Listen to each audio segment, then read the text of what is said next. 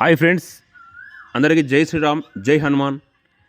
ఇప్పుడు మనం చూస్తున్నటువంటి దేవాలయం వచ్చేసి మైసిగండి దేవాలయం. ఈ యొక్క దేవాలయం తెలంగాణ రాష్ట్రం రంగారెడ్డి జిల్లా అమనగల్ మండలంలోని మైసిగండి గ్రామంలో కొలువుదీరినటువంటి మైసమ్మ తల్లి దేవాలయం. చూడండి, మీకు ఈ వీడియోలో పూర్తి సమాచారం మీకు అందిస్తాను.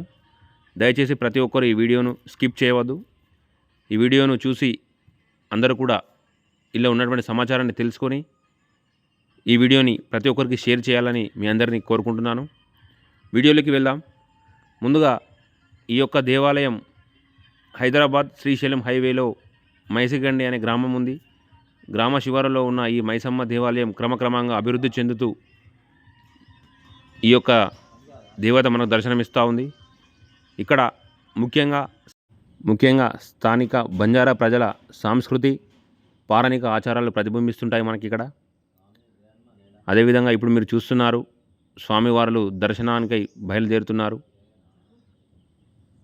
ఈ యొక్క దేవాలయ విశిష్టతకు వస్తే, హైదరాబాద్ నుండి శ్రీశైలం వైపునకు వెళ్ళే దారిలో 66 కిలోమీటర్ల దూరంలో ఉన్నటువంటి దేవాలయం.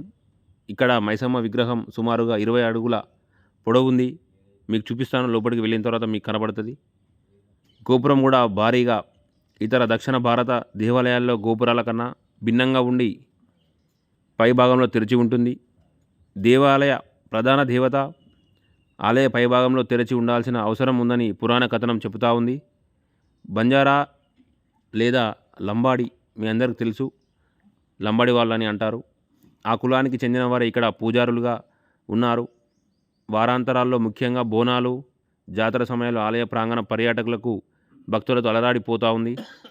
దేవాలయంలోని మహంకాళి శక్తివంతమైన దేవతగా భక్తులు కోరికలు నెరవేరుస్తుంది, కోరిన కోరికలు. అదేవిధంగా మీరు చూస్తున్నారు, ఇప్పుడు మీకు గుడి ఆలయ ప్రాంగణంలో ఉన్నటువంటి దృశ్యాలు మీకు కనపడతా ఉన్నాయి. మీకు చెప్పాను కదా, 20 అడుగుల ఎత్తు పొడవున్నటువంటి అమ్మవారి విగ్రహం కనపడతా ఉంది. అదేవిధంగా ఈ యొక్క పైభాగం తెరిచి ఉండడం అంటే దీనికి విశిష్టత ఉంది అని ఇక్కడ ఉన్నటువంటి స్థానికులు, లంబాడి వాళ్ళు, భక్తులు చెప్తున్నటువంటి ముఖ్య కథనం. ఈ యొక్క దేవాలయంలో ప్రధానంగా ఏంటంటే, ఒక పుట్ట అవతారంలో వెలిసినటువంటి, పుట్టకు ఆనుకున్నటువంటి ఒక వేప చెట్టు మధ్యలో సహిత ఈ మైసమ్మ తల్లి కొలువై తీరింది. ఈ యొక్క మైసమ్మ తల్లి చాలా ప్రాముఖ్యత కలిగినటువంటి దేవత. అదేవిధంగా హైదరాబాద్ నుండి పలు నగరాల నుండి ఈ యొక్క అమ్మవారిని దర్శించుకునేందుకు భక్తులు ఆదివారం రోజు వేలాది సంఖ్యలో భక్తులు తరలి వస్తుంటారు. ఇక్కడ అమ్మవారికి వాళ్ళు అనుకున్న కోరికలు అమ్మవారు తీర్చిన వెంటనే భక్తులు అమ్మవారికి నైవేద్యాలు సమర్పించుకొని, బోనాలు సమర్పించుకొని, అమ్మవారి కట్న కానుకలు సమర్పించుకొని నిత్యం పూజలు చేస్తూ ఉంటారు. చూడండి, స్వామివారు దర్శనానికై గర్భగుడి ప్రవేశం జరుగుతూ ఉంది. చూడండి, మీకు దేవాలయ ఆవరణంలో ఉన్నటువంటి పుట్టకు ఆనుకొని వెలిసినటువంటి ఈ యొక్క అమ్మవారు చాలా విశిష్టతమైనటువంటి దేవత. మీకు చూపిస్తాను, పుట్ట కూడా మీకు కనబడుతుంది. అదేవిధంగా ముఖ్యంగా ఈ ఆలయం వెనుక భాగంలో శ్రీ రాముడు, ఆంజనేయుడు, శివుడు మొదలైన దేవులు అనేక దేవాలయాలలో కూడా ఉన్నాయి. అదేవిధంగా రాతి మిట్టతో నిర్మించిన పెద్ద కోనేరు కూడా అక్కడ ఉంది. మీరు ఈ దేవాలయాన్ని దర్శించిన తర్వాత ఈ గుడి వెనుక భాగంలో ఉన్నటువంటి శ్రీ రామాలయ సహిత మైసమ్మ తల్లి దేవాలయం, మనకు రాముల వారు కొలువుదీరి ఉన్నాడు. అదేవిధంగా రామాలయం చుట్టూ సహిత లక్ష్మీ గణపతి, అన్నపూర్ణేశ్వరి, శ్రీ లింగేశ్వర స్వామి వారు మనకు దర్శనమిస్తూ ఉంటారు. ఇక్కడికి వచ్చిన ప్రతి భక్తుడు తప్పకుండా అమ్మవారిని దర్శించుకున్న తర్వాత తదుపరి క్షేత్రం శ్రీ మైసిగండి సహిత రామాలయం. ఈ యొక్క దేవాలయం నుండి సుమారు 200 మీటర్ల దూరంలో కొలువై ఉంది. అది చాలా పురాతనమైనటువంటి కట్టడం. ఇక్కడ ముఖ్యంగా పెద్ద కోనేరు, రాతితో నిర్మించినటువంటి కోనేరు కూడా మనకు ముందు భాగంలో అగుపిస్తూ ఉంటుంది. మీరు అక్కడికి వెళ్తే తప్పకుండా దాన్ని చూడండి. మాకు సమయం ఉంటే మీకు ఆ వీడియో కూడా తీసి ఇందులో మీకు చూపిస్తాను. ఇక్కడ ముఖ్యంగా భక్తుల రద్దీ రోజు రోజుకి పెరుగుతూ ఉంది. శ్రీశైలం వెళ్ళే భక్తులు తప్పనిసరిగా శ్రీశైల శ్రీ భ్రమరాంబ సహిత మల్లికార్జున స్వామివారిని దర్శించుకున్న తర్వాత తిరుగు ప్రయాణంలో అమ్మవారిని తప్పకుండా దర్శించుకుంటారు. అలా దర్శించుకుంటే చాలా మంచిదని ప్రధాన కథనం. అదేవిధంగా రోజు రోజుకి అమ్మవారికి నిత్యాభిషేకాలు, నిత్యారాధనలు, హోమాలు చేస్తూ అమ్మవారి దీవెనలు పొందుతూ ఉంటారు. అలా చేయడం వల్ల ఈ రోజుకి రంగారెడ్డి జిల్లాలో గొప్ప విశిష్టత కలిగినటువంటి దేవత. అదేవిధంగా భక్తులు అధిక సంఖ్యలో వస్తూ పర్యాటక కేంద్రంగా దినదినంగా అభివృద్ధి చెందుతున్నటువంటి దేవాలయం. ఈ యొక్క దేవాలయంలో ముఖ్యంగా విభిన్న రాష్ట్రాల నుంచి కూడా ఈ యొక్క దేవాలయానికి వచ్చి అమ్మవారికి ప్రధాన పూజలు చేస్తూ ఉంటారు భక్తులు. ముఖ్యంగా ఈ యొక్క దేవాలయంలో మనకు ప్రతి ఒక్క విధానం చూస్తుంటే లంబాడి వారి ఆచారాలతో ప్రతిబింబిస్తూ ఉంటాయి. ఎందుకంటే ఈ యొక్క దేవాలయం ప్రాంతం మొత్తం కూడా వారి ఆధీనంలో ఉండేది. అప్పటి కాలంలో లంబాడీలు ఈ యొక్క దేవాలయాన్ని అభివృద్ధితో ప్రారంభించి ఇప్పుడు ఉన్న ప్రస్తుత పరిణామాలకు విభిన్నంగా రూపుదిద్దుకునే విధంగా ఈ యొక్క ఆలయాన్ని నిర్మించారు. చూడండి ఫ్రెండ్స్, అమ్మవారి దర్శనం అనంతరం స్వామివార్లు భక్తులు విశ్రాంతి తీసుకునేందుకు చాలా సువిశాలమైనటువంటి వాతావరణం ఇక్కడ మనకు కనపడతా ఉంది. ప్రతి ఒక్క భక్తులకు కూడా ఈ యొక్క దేవాలయం యొక్క చరిత్రను మీరు కంపల్సరీ తెలుసుకోవాలంటే ఈ మా వీడియోను ఇదే విధంగా కంటిన్యూ చేస్తూ మొత్తం చూడండి.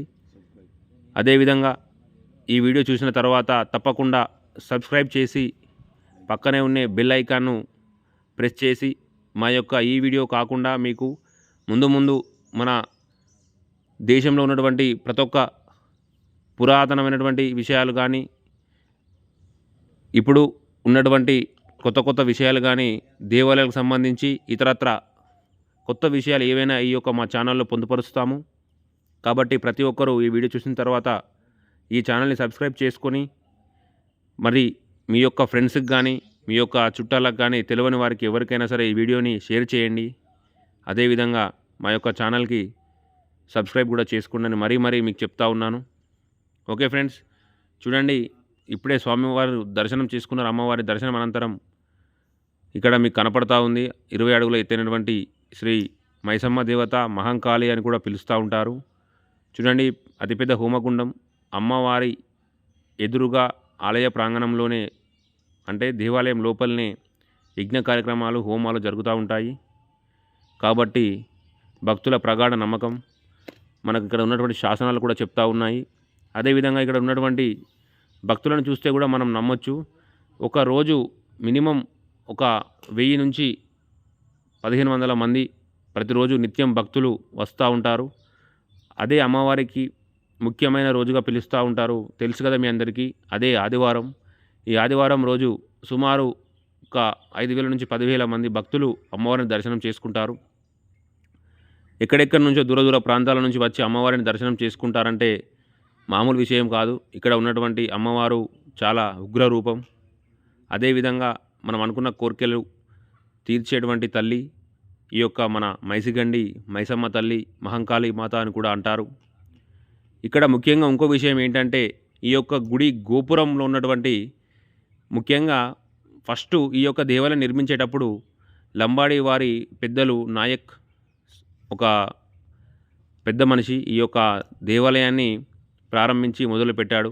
ఆ సమయంలో అమ్మవారు ఇక్కడ కలలోకి వచ్చి ఏమని చెప్పిందంటే, నాకు దేవాలయాన్ని నిర్మించవద్దు, నాకు దేవాలయం నిర్మాణం అవసరం లేదు, అంటే గుడి గోపురం నాకు అవసరం లేదు, నేను ఇదే విధంగా కొలువై తీరి ఉంటాను, నాకు ఎలాంటి గోపురాలు వద్దు అని చెప్పినా కానీ ఇక్కడ ఉన్నటువంటి దేవాలయ ప్రధాన అప్పుడు ఉన్నటువంటి లంబాడి నాయక్ అని చెప్పాను కదా, అతను ఆ విషయాన్ని పక్కన పెట్టి దాన్ని గోపురాన్ని కడదామని చెప్పి గోపురం స్టార్ట్ చేశాడు.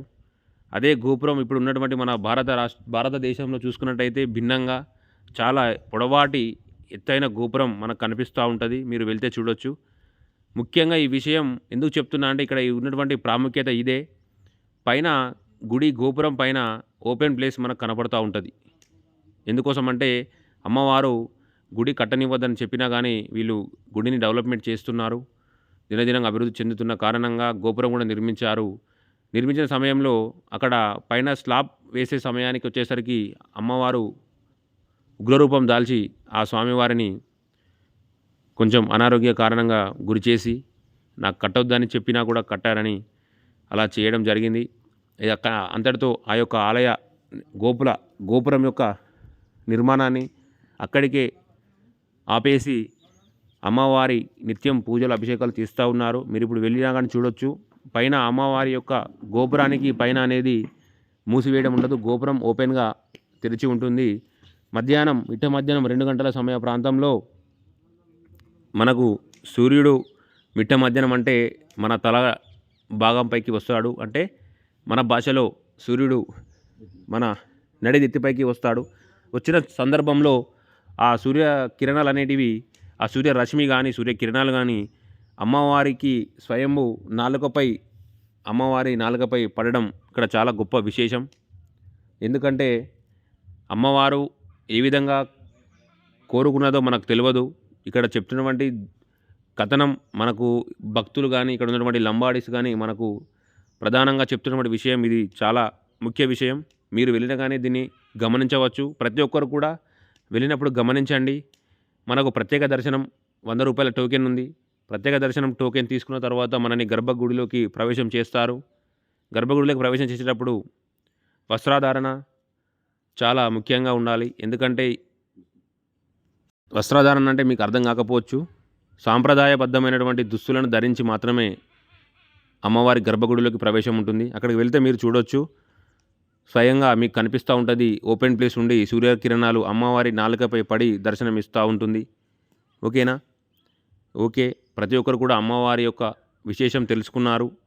మనకు తెలిసిన కాడికి మనకున్నటువంటి ఇక్కడ సంబంధించిన విషయాలు ఇందులో పొందుపరిచాము.